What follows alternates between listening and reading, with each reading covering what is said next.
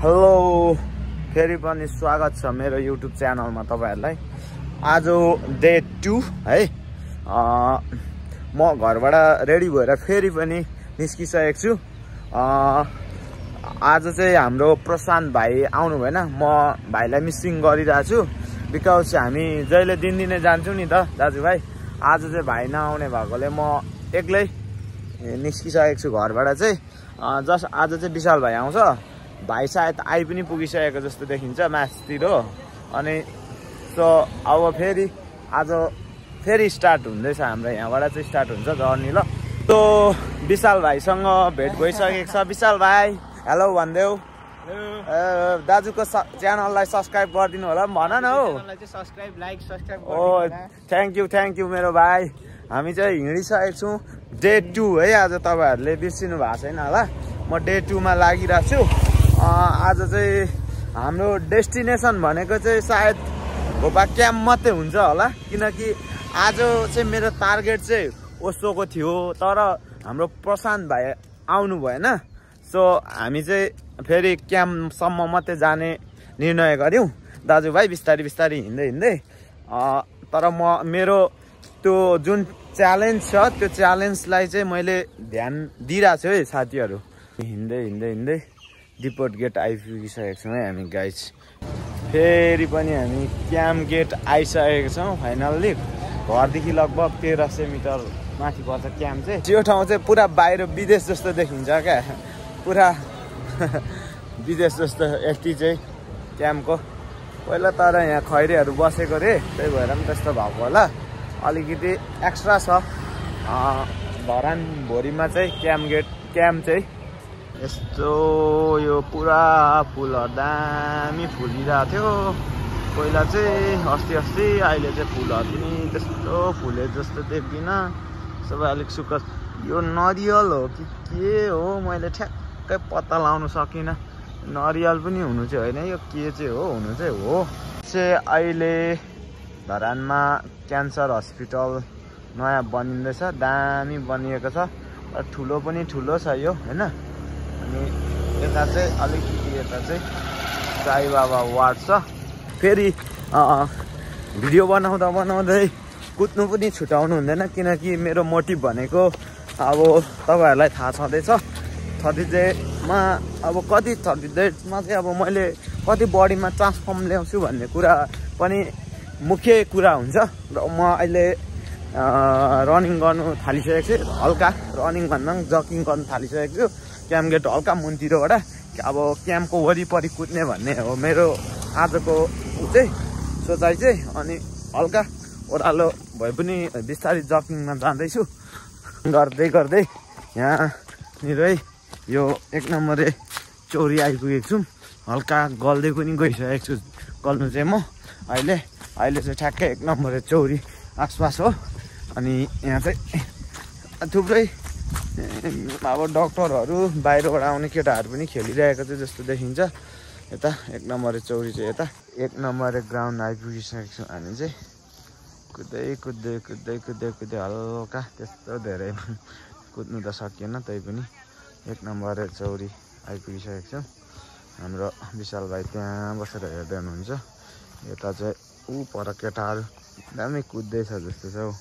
केटाहरू कम्पिटिसन गएको जस्तो देखिन्छ यसो हेर्दा। लाउडे बिट्ने केटाहरू होला।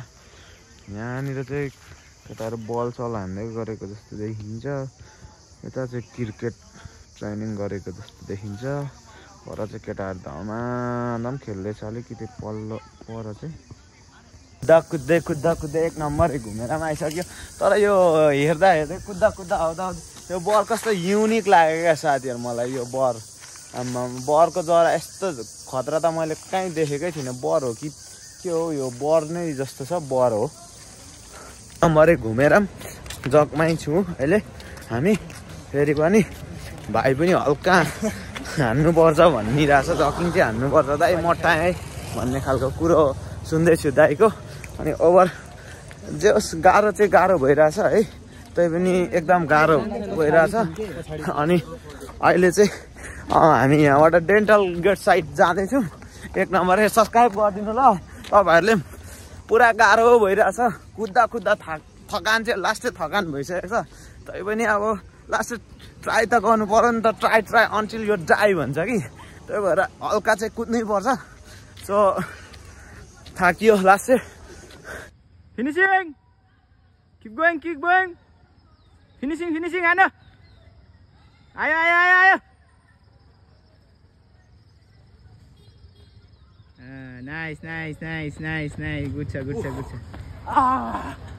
ल आज कस्तो लाग्यो त बताइदिनु ल एकदम गाह्रो भएको थियो मैले त्यो ब्रोसँग चाहिँ हल्का कम्पिटिसन हान्दिएको तर कम्पिटिसन भाइ होला सायद तर भाइले चाहिँ कम्पिटिसन गरेको जस्तो लागेछ मैले चाहिँ रेला गरिदिएको ल 15 16 17 18 19 20 ए मेरो हात पाइरहेको रहेछ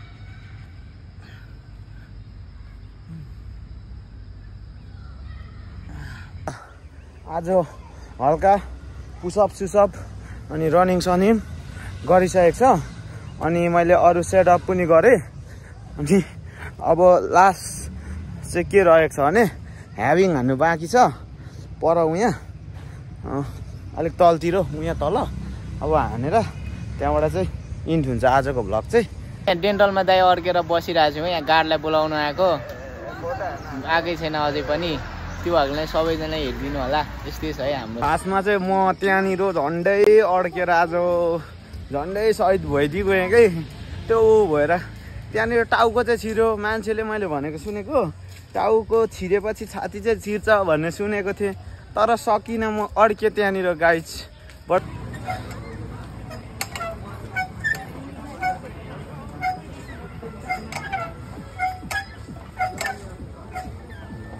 तीन 4 5 6 7 8 9 10 11 ए आफूले चाहिँ यहाँ नथिची के दाइ